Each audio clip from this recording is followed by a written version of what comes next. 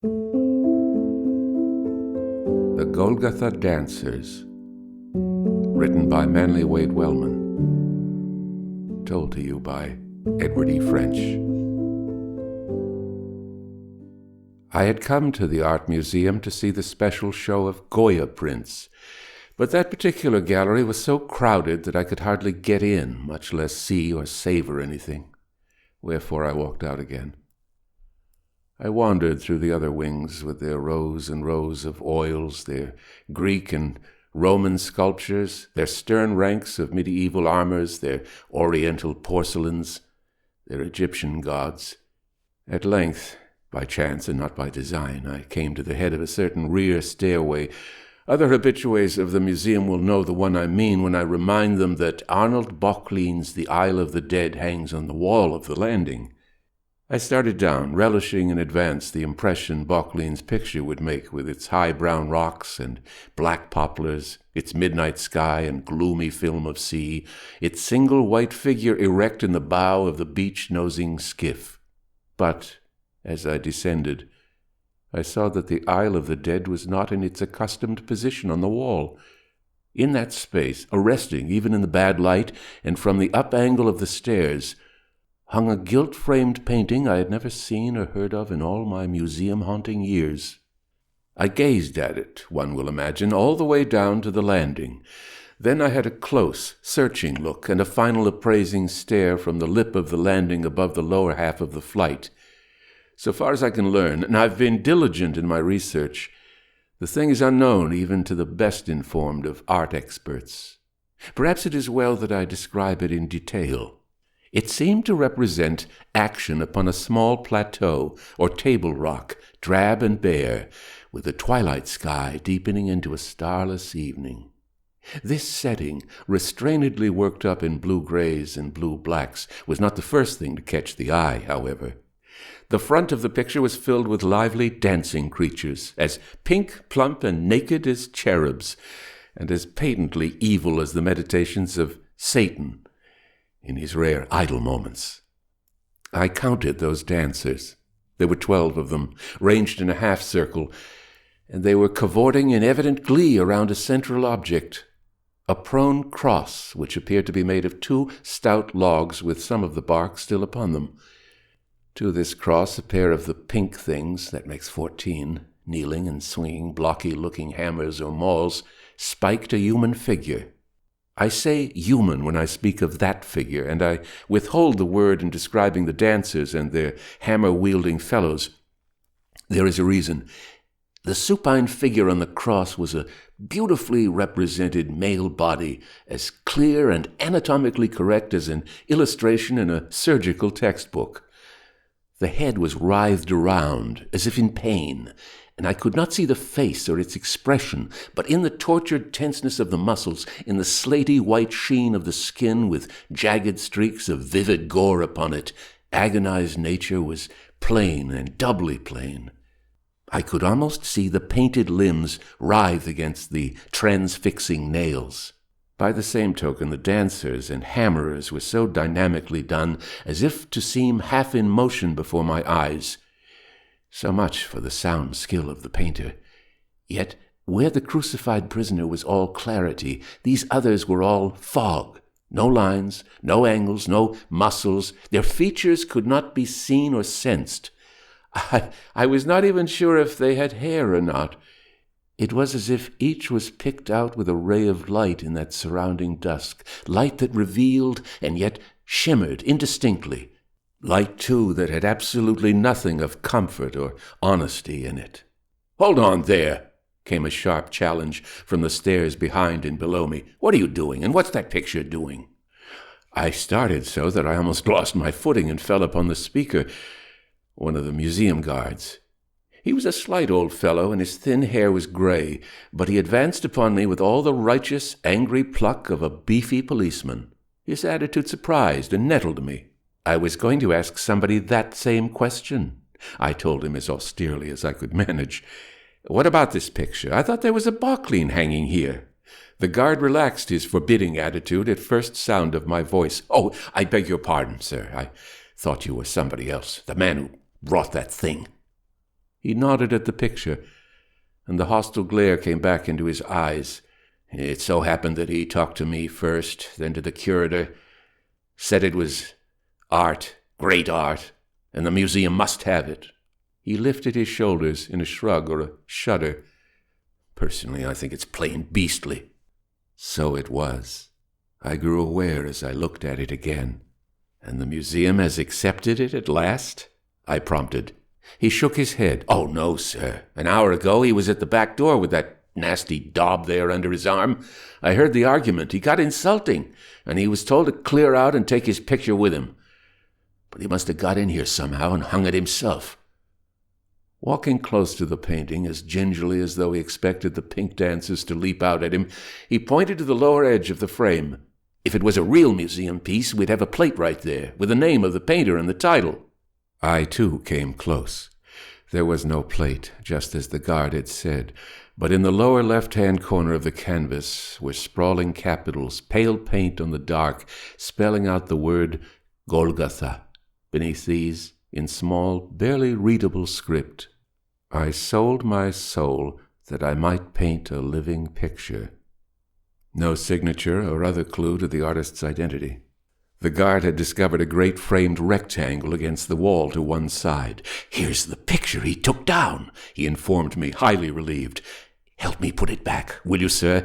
And, do you suppose, here he grew almost wistful, that we could get rid of this other thing before someone finds I let that crazy fool slip past me? I took one edge of the Isle of the Dead and lifted it to help him hang it once more. Tell you what, I offered on sudden impulse, I'll take this Golgotha piece home with me, if you like. Would you do that? He almost yelled out in his joy at the suggestion. Would you, to oblige me? To oblige myself, I returned. I need another picture at my place. And the upshot of it was he smuggled me and the unwanted painting out of a museum. Never mind how. I've done quite enough as it is to jeopardize his job and my own welcome up there. It was not until I had paid off my taxi and lugged the unwieldy parallelogram of canvas and wood upstairs to my bachelor apartment that I bothered to wonder if it might be valuable. I never did find out, but from the first I was deeply impressed. Hung over my own fireplace, it looked as large and living as a scene glimpsed through a window, or perhaps on a stage in a theater. The capering pink bodies caught new lights from my lamp, lights that glossed and intensified their shape and color, but did not reveal any new details. I pored once more over the cryptic legend. I sold my soul that I might paint a living picture. A living picture. Was it that? I could not answer, for all my honest delight in such things. I cannot be called expert or even knowing as regards art. Did I even like the Golgotha painting? I could not be sure of that either. And the rest of the inscription about selling a soul. I was considerably intrigued by that and let my thoughts ramble on the subject of Satanist complexes and the vagaries of half-crazy painters. As I read that evening, I glanced up again and again at my new possession. Sometimes it seemed ridiculous, sometimes sinister. Shortly after midnight I rose, gazed once more, and then turned out the parlor lamp. For a moment or so it seemed I could see those dancers, so many dim pink silhouettes in the sudden darkness. I went to the kitchen for a bit of whiskey and water, and thence to my bedroom. I had dreams. In them I was a boy again, and my mother and sister were leaving the house to go to a theater where, think of it, Richard Mansfield would play Beau Brummel. I, the youngest, was told to stay at home and mind the troublesome furnace. I wept copiously in my disappointed loneliness. And then Mansfield himself stalked in full Brummel regalia. He laughed goldenly and stretched out his hand in a warm greeting. I, the lad of my dreams, put out my own hand, then was frightened when he would not loosen his grasp. I tugged, and he laughed again. The gold of his laughter suddenly turned hard, cold. I tugged with all my strength. and woke. Something held me tight by the wrist. In my first half moment of wakefulness, I was aware that the room was filled with the pink dancers of the picture, in nimble, fierce, happy motion. They were man-sized, too, or nearly so, visible in the dark with the dim radiance of foxfire. On the small scale of the painting, they had seemed no more than babishly plump. Now they were gross, like huge erect toads, and, as I awakened fully, they were closing in, a menacing ring of them, around my bed. One stood at my right side, and its grip, clumsy and rubbery hard like that of a monkey, was closed upon my arm. I saw and sensed all this, as I say, in a single moment. With the sensing came the realization of peril, so great that I did not stop to wonder at the uncanniness of my visitors. I tried frantically to jerk loose. For the moment I did not succeed, and as I thrashed about, throwing my body nearly across the bed, a second dancer dashed in from the left. It seized and clamped my other arm. I felt, rather than heard, a wave of soft, wordless merriment from them all. My heart and sinews seemed to fail, and briefly I lay still in a daze of horror, pinned down, crucifix fashion, between my two captors. Was that a hammer raised above me as I sprawled? There rushed and swelled into me the sudden startled strength that sometimes favors the desperate. I screamed like any wild thing caught in a trap, rolled somehow out of bed and to my feet. One of the beings I shook off, and the other I dashed against the bureau. Freed, I made for the bedroom door and the front of the apartment, stumbling and staggering on fear-weakened legs. One of the dim, shining pink things barred my way at the very threshold, and the others were closing in behind, as if for a sudden rush. I flung my right fist with all my strength and weight. The being bobbed back unresistingly before my smash, like a rubber toy floating through water. I plunged past, reaching the entry, and fumbled for the knob of the outer door. They were all about me then, their rubbery palms fumbling at my shoulders, my elbows, my pajama jacket. They would have dragged me down before I could negotiate the lock. A racking shudder possessed me and seemed to flick them clear. Then I stumbled against a stand, and purely by good luck my hand fell upon a bamboo walking stick. I yelled again, in truly hysterical fierceness, and laid about me as with a whip. My blows did little or no damage to those unearthly assailants, but they shrank back, teetering and dancing to a safe distance. Again I had the sense that they were laughing, mocking. For the moment I had beaten them off, but they were sure of me in the end. Just then my groping free hand pressed a switch. The entry sprang into light. On the instant they were not there. Somebody was knocking on the outside, and with trembling fingers I turned the knob of the door. In came a tall, slender girl with a blue lounging robe caught hurriedly about her. Her bright hair was disordered as though she had just sprung from her bed. "Is someone sick?" she asked in a breathless voice. "I live down the hall. I heard cries." Her round blue eyes were studying my face, which must have been ghastly pale. "You see, I'm a trained nurse, and perhaps—" "Thank God you did come," I broke in, unceremoniously but honestly, and went before her to turn on every lamp in the parlor. It was she who, without guidance, searched out my whiskey and siphon and mixed for me a highball of grateful strength. My teeth rang nervously on the edge of the glass as I gulped it down.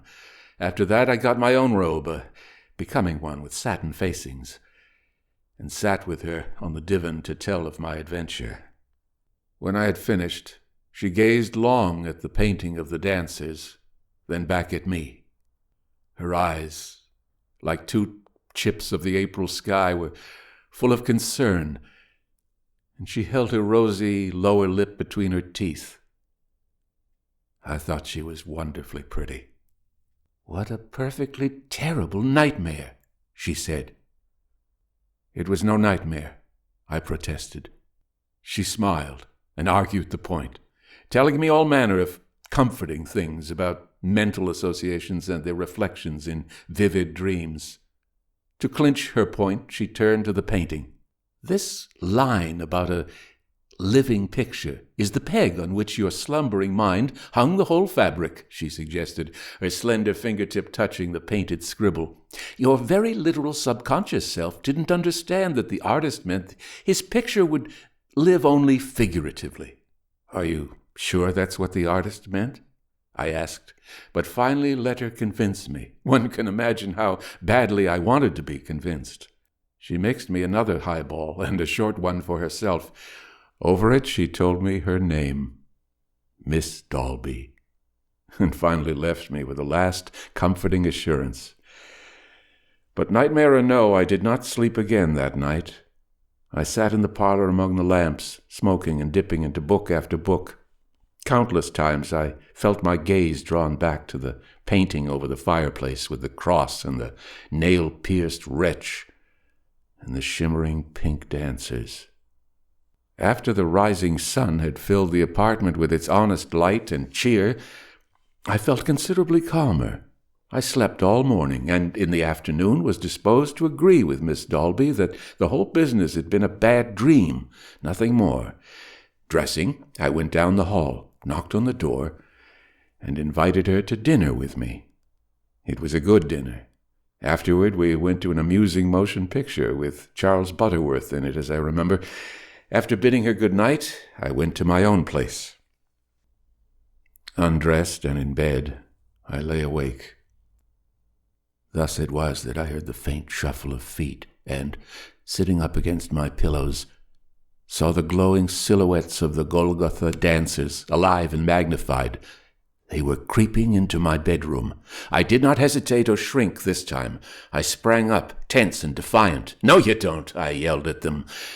As they seemed to hesitate before the impact of my wild voice, I charged frantically. For a moment I scattered them and got through the bedroom door, as on the previous night.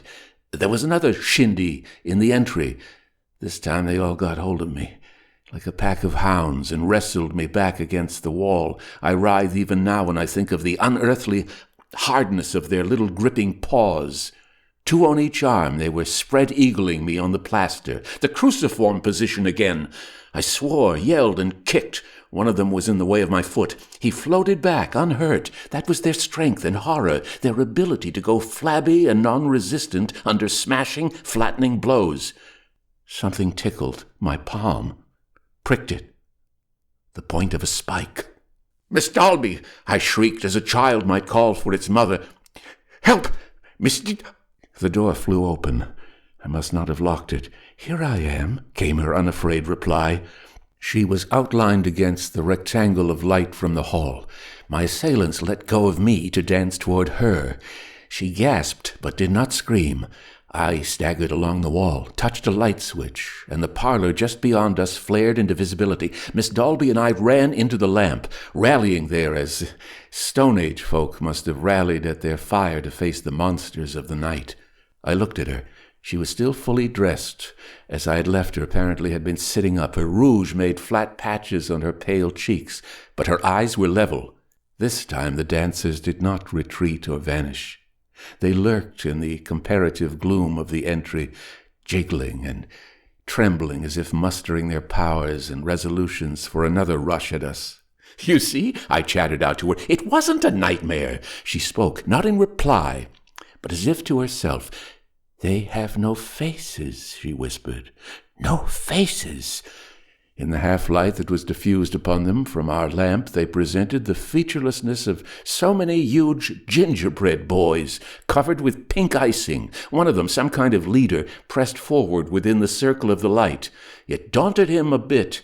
He hesitated, but did not retreat. From my center table, Miss Dalby had picked up a bright paper cutter. She poised it with the assurance of one who knows how to handle cutting instruments. "When they come," she said steadily, "let's stand close together. We'll be harder to drag down that way." I wanted to shout out my admiration of her fearless front toward the dreadful beings, my thankfulness for her quick run to my rescue. All I could mumble was, "You're mighty brave." She turned for a moment to look at the picture above my dying fire.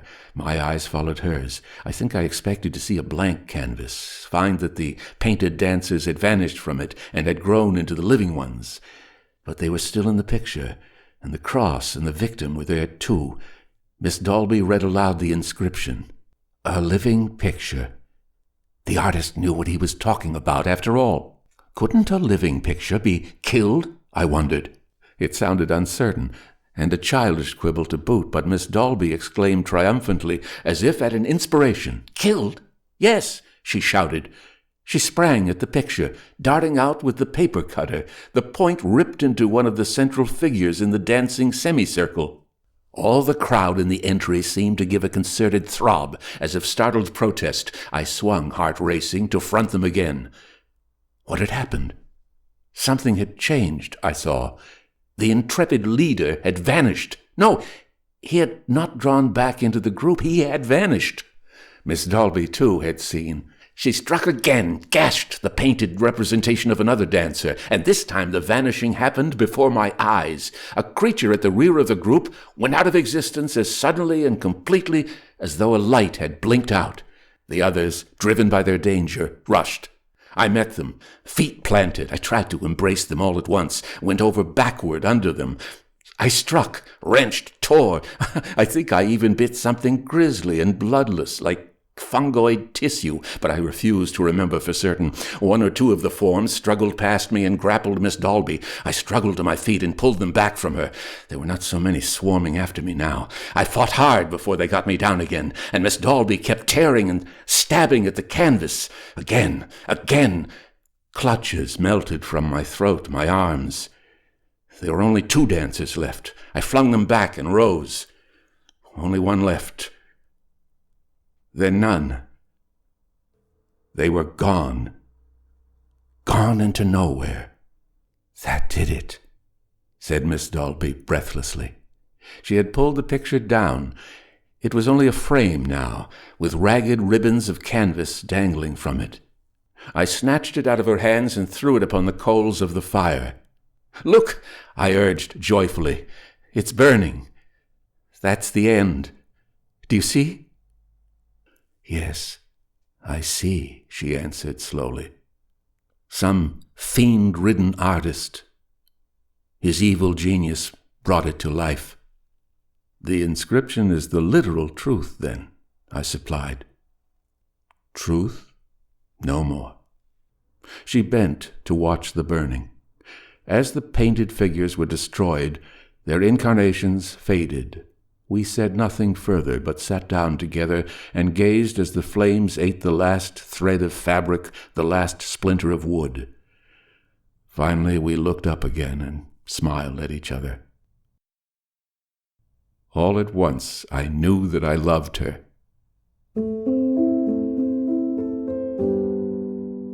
The end.